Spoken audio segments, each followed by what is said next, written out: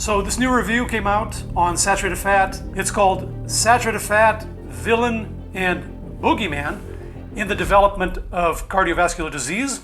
Question mark. Hi, I'm Dr. Eric Westman and welcome back to another Dr. Westman Reacts. If you don't have my top 10 tips on how to start keto the right way, please look in the description below. Thanks for the comments and the feedback and the videos to watch and react to. This one is sent from Nutrition Made Simple, and it's Dr. Gil Carvalho, who is an MD, PhD, has great credentials, and I really like in general, the work that he's done. I've reviewed some of his videos before, except there's an interesting thing that he's not paying attention to in this video. I wonder if you can figure it out. So this new review came out on saturated fat, and I got like 100 requests to comment on it. So let's take a look. It's called Saturated Fat, Villain and Boogeyman in the Development of Cardiovascular Disease? Question mark. It's pretty unusual for a publication in a medical journal to use this type of emotional language, but we're not going to judge the book by its cover. We're going to look at the actual substance of what they do. Saturated fat is emotional enough of a topic as it is. So let's leave the bickering and the diet wars and the emotions to the side for a second and take a look at the actual evidence and see what it says. I really like that perspective. If there's one thing that people come to me worried about, even when they're not even starting a low-carb, properly formulated keto diet, they're worried about saturated fat, or they're worried about the cholesterol in the blood from this saturated fat. And so it's okay. I understand it's emotionally charged, and I really am a stickler about language. We talk about saturated fat. We're not on the edge of a cliff. It's not dangerous you're not going to fall off the cliff if you have a steak. Although 25 years ago, before I started researching and having a clinic using low-carb keto diets, back in the day it was called Atkins induction, the first phase of Atkins, or South Beach phase 1, or protein power. Our claim to contribution to the medical literature is that we started studying these diets and publishing papers on them. So now this doctor has great background in looking at studies, and the studies about saturated fat that were entirely against saturated fat without much evidence, going back 5 decades now. We know now that the researchers of saturated fat and diet have all come up with meta-analysis and reviews saying saturated fat is not a problem. And it was for heart disease, and it was published in a journal of cardiology, heart doctors. So what researchers know often takes decades, though, years and decades to get into the common knowledge of doctors. And so this is one great thing about YouTube, is that you can get information that's outside the filter or censorship of mainstream medicine or mainstream anything. Of course, you have to beware about the unfiltered information. The one thing that the limitation of Dr. Carvalho in Nutrition Made Simple, as best I can tell, he doesn't have a clinic. And to me, that is so important, to have the people coming back, having results. You see things, you get shaped by what people tell you. It's not only the science and the publications, but it's also the clinical experience. And so when you're vetting information on the internet, I find it helpful to have someone who has a research background and a clinical background. Sometimes you get one or the other. And one limitation that Dr. Carvalho has is that he's not using low-carb, high-fat diets in his clinic. So you're going to be beholden to what these studies say, and also the limitations of the studies. Have you figured out yet where I'm heading here? I remember meeting a doctor or professor biochemist, not a practicing physician, so don't get me wrong, I learned from other professors and scientists.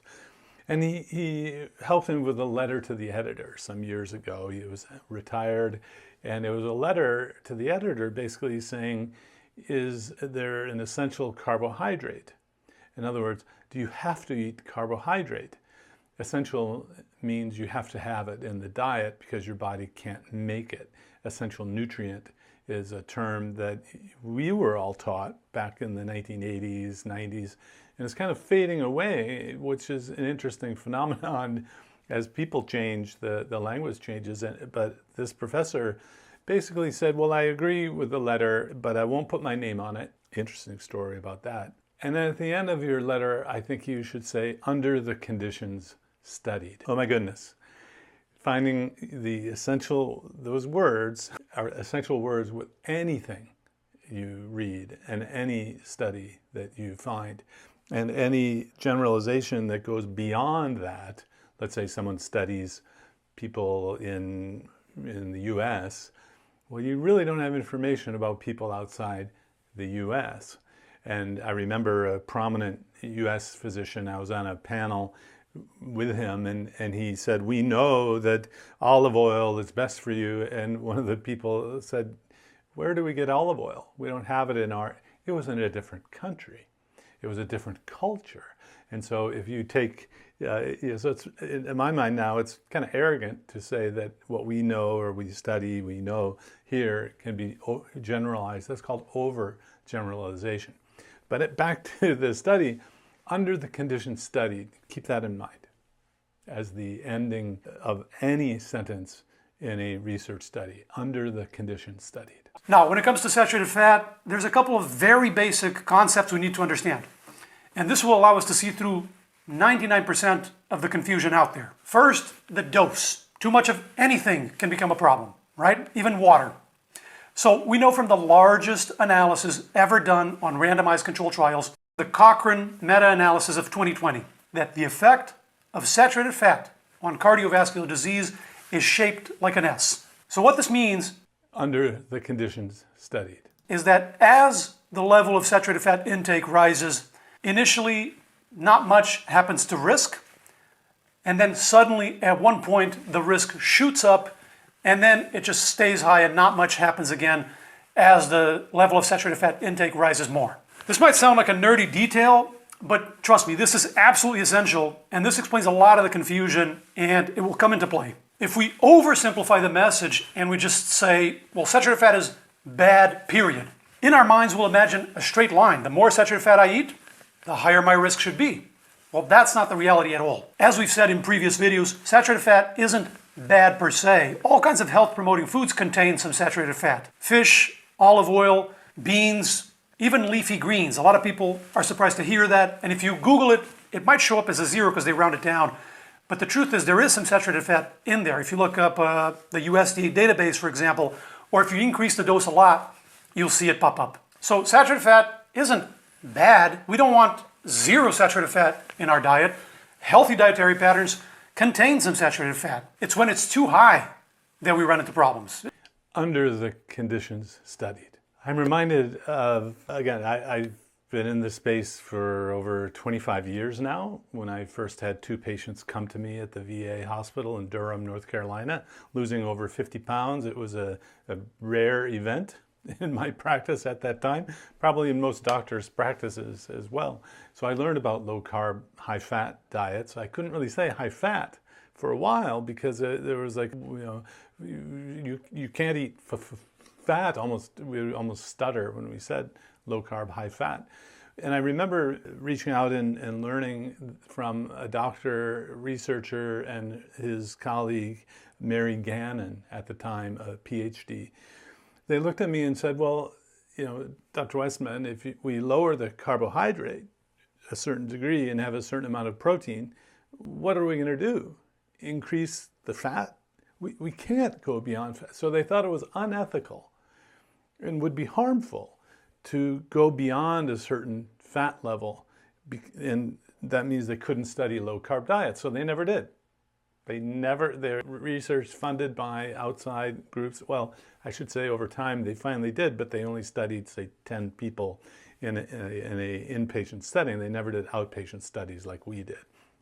So while they were sort of worried about studying high-fat diets, I went out to doctors who were using the high-fat diets for years, for decades in their own clinical practices. And it went off the scale. of the saturated fat intake compared to these studies. And yet everyone was getting, apparently getting better. And so we started studying the high fat diets, and we go way beyond the amount that's in this data, because under the conditions study, these people in these studies are all eating carbohydrates. So remember, you burn what you eat. If you eat carbohydrates, you have to burn through the carbohydrates before your body's going to give up any of its own body fat, before your body's going to start burning the fat. So these meta-analyses, these studies are all examining people who eat carbohydrates. So if you're one of my patients and you're not eating carbs, just go ahead, go to the next video. If you're still worried about it, let's dive in even deeper. But under the condition studies, meaning this doesn't apply to those who don't eat carbohydrates, because we now know that when you don't eat carbohydrate, your body burns fat. Your body can burn more fat than ever thought before, because the scientists didn't go beyond that low carb, higher fat threshold to see what happens. The doctors in the clinics did. And actually what I use in my clinic goes back 150 years and was used by doctors before it was thought to be unhealthy and bad. And that was in the 1970s. And the whole, if you really want to know that gory detail, Good Calories, Bad Calories by Gary Taubes is the must read, because the first half of that book shows the bad and weak, if not bad, at least the weak science that implicated saturated fat. So stepping back, what I see here is someone trying to bring in the old paradigm that, well, gosh, almost like, well, the earth has to be at the center of the universe, because, the church says we are the God's creation. And if someone says that, well, we're not the center, and that the earth goes around the sun, that's going to be threatening the whole church, saying that God made man at the center. So you see, it's a paradigm shift. It's very possible that none of this old stuff about saturated fat among carb eaters will apply to those who don't eat carbohydrates, because under the conditions studied is something you always have to consider. It's just like anything else. Cholesterol levels, potassium levels, glucose levels, right? All these things are normal. We want them in our body. We just want them in the healthy range. We don't want them too high. Okay, so how much saturated fat is too much? Around 10% of our calories coming from saturated fat.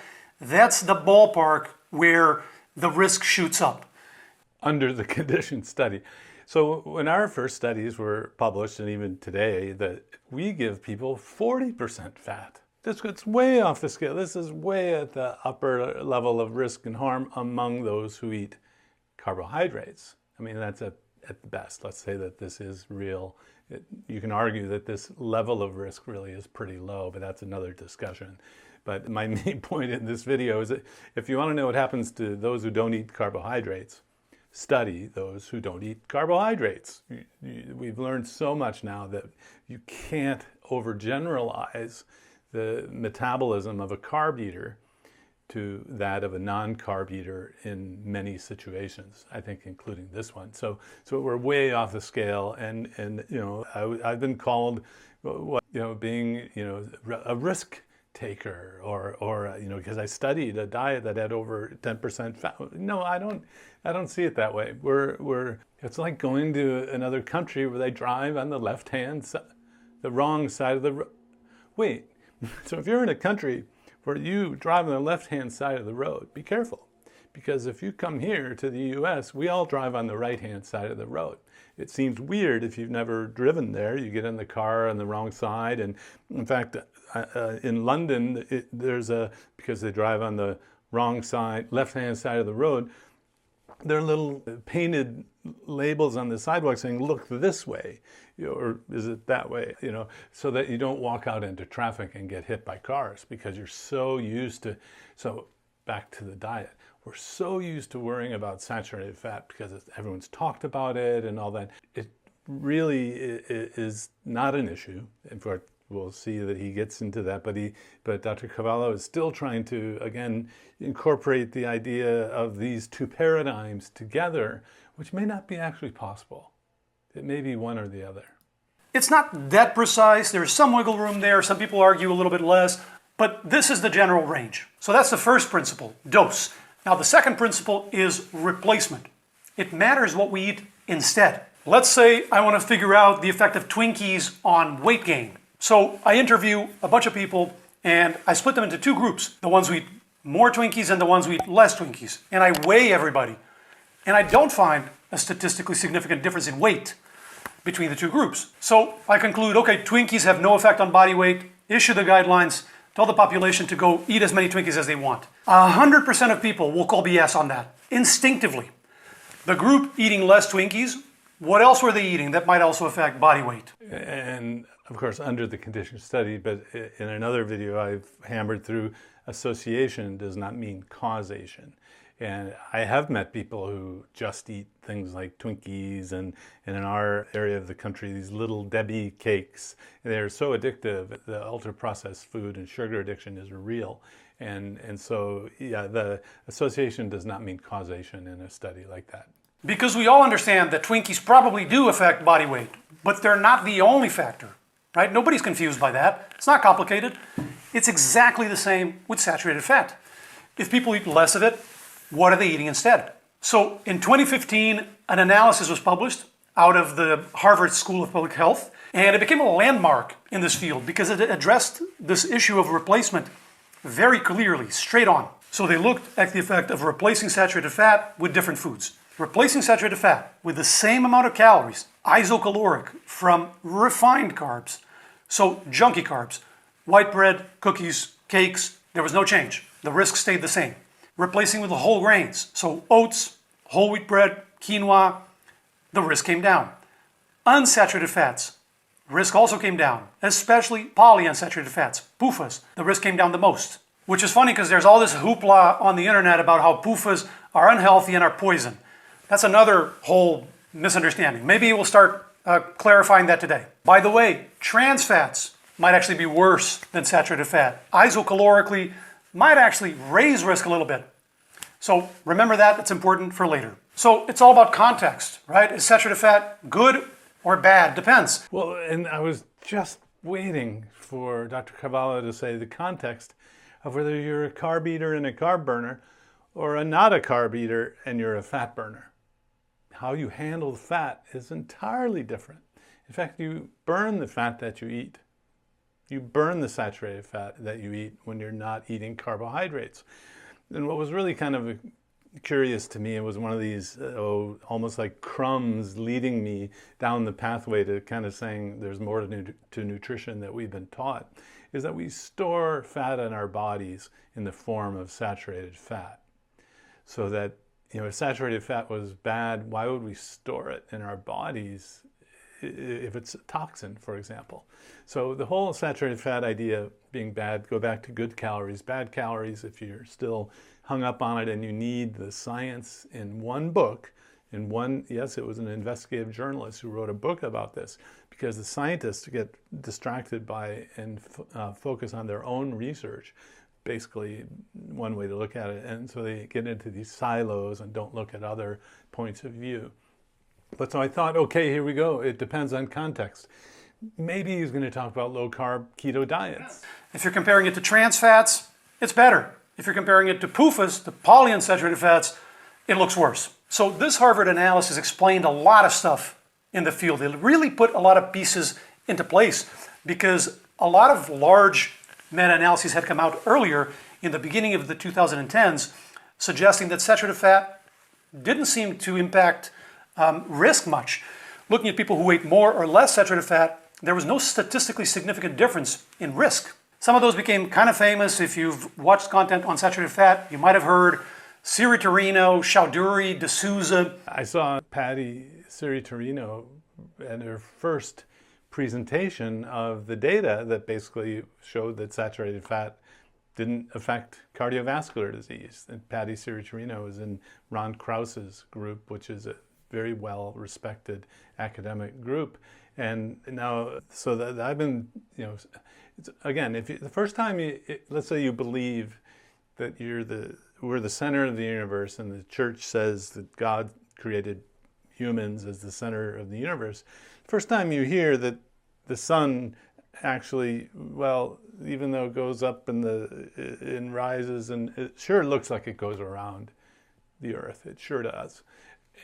And no, it took the story of how that was figured out is just an amazing story of astronomy and of science. And now we get shown and make models of the solar system when we're children, so that we can actually reason out even to the level of why the moon has a certain shape, because it's a way that's happening where the moon is going around the Earth and the Earth is going around the sun. But oh my gosh, if you just looked and you didn't really trust science, you'd say, well, gee, the sun does go around the Earth. Gee, saturated fat really is bad. So the first time you hear that maybe it's not bad, I understand. It might cause a little, it's called cognitive dissonance. First time you hear people are driving on the left-hand side of the road, you think, oh my goodness, it's terrible. But until you go to, or is it the right hand? It depends on where you live. You can get used to it and actually live in that way. And it becomes an emotional thing because, well, what we eat and our health has all been tied together to diet. Sometimes I think maybe too much, so that we think we can manipulate health perfectly based on our diet. There are many other factors, but diet is important, don't get me wrong. But so yeah, Patty Serturino, I remember her. These are the names of the first authors of some of these large meta-analyses that suggested saturated fat seems to not be doing much. There was even the cover of Time magazine that was based on some of these meta-analyses. And we made a whole video on that a couple of years ago, so this is all old news. So the thing with these meta-analyses that at the time when they came out were very surprising is that they lump everything together. They don't discriminate dose, they don't discriminate replacement. So I think that's interesting. I don't think it explains everything, because remember, under the conditions studied, it's what you want to put on every ending of every paper. So what he's doing is talking about carb eaters and the manipulations that people do in studies. And even then, I'm a little, Dr. Cavallo, I'm a little surprised that you didn't call out that these aren't RCTs, knowing that you are, I love the work that you do, but remember, association does not mean causation. Getting to the PURE study, which is another obesity, another clinical epidemiology. When it gets to the PURE study, it's another nutritional epidemiology study, and I wonder, and it's coming up with different results than the Harvard group. I wonder, is it okay to use nutritional epidemiology to fight nutritional epidemiology? I think these are hypothesis-generating sorts of endeavors. They really don't show causation. So, but it's interesting that there are two major nutritional epidemiology groups getting different findings when it comes to fat and carbs in the diet. Even then, we're not talking about carb eaters in my world. I'm talking about people who don't eat carbs, and so there's going to be some sort of confusion. If you're not eating carbs and you're burning fat as your primary fuel, don't pay attention to this stuff. It's like apples and oranges, and so the studies don't apply. It would be like all of the things you learned driving on the right-hand side of the road doesn't apply when you go to a country where they drive on the left-hand side, and it still all works fine. The few times that I've been to other countries where they drive on the left-hand side of the road, I've had other people drive for me because it's strange. It doesn't feel right, and it's emotional because you are near danger where people are coming at you the wrong way. Well, okay, you got the point. I'm going to fast forward to the end because, despite all these things, I think the conclusions are pretty good. The other common question is, are the excess saturated fats really bad, or are the PUFAs just really good? Maybe the saturated fat is neutral, but the PUFAs are beneficial, so that swap shows a benefit. But we also see a benefit of swapping with MUFAs and with whole carbs. It's just not as strong as the PUFAs. Also, swapping with refined carbs tends to be a wash. So unless we're prepared to accept that refined carbs and junk food is neutral, that question is kind of answered. We want some saturated fat in our diet, but we want it in the healthy range. And on that topic, we're going to finish with a positive note.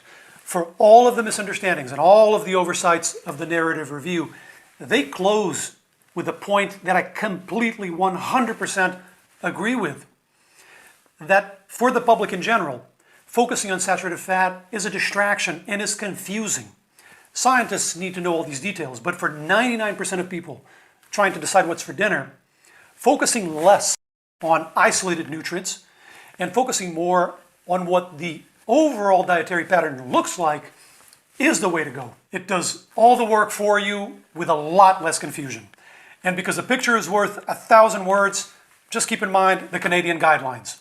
This does all of the work for you. Oh no. And everything else. Well, I'm sorry you ended up on that note, because the Canadian guideline is modeled in part on the US guideline, and these are way too many carbs for people who have a problem with carbs. The main point, though, that focusing on saturated fat is a distraction, I totally agree with. It would be similar, let's go back to that metaphor of the church and the earth being the center of the universe. That really doesn't matter when you're coming to, say, point an arrow or a gun. You don't have to quibble about what's the center of the universe.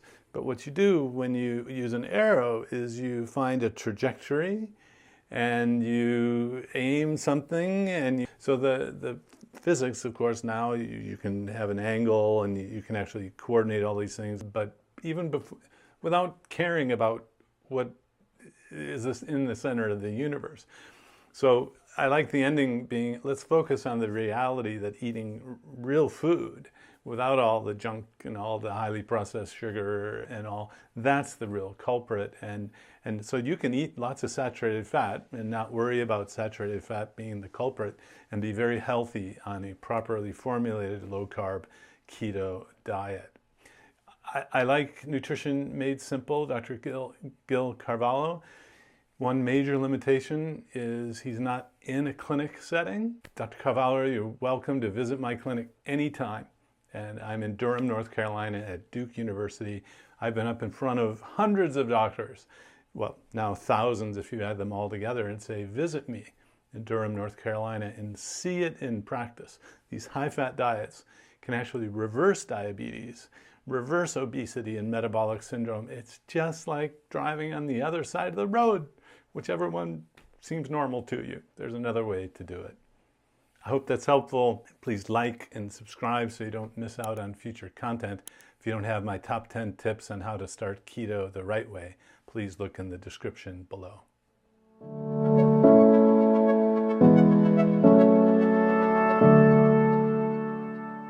If you enjoyed this video, be sure to like, subscribe, and hit the notification bell, and check out adaptyourlifeacademy.com.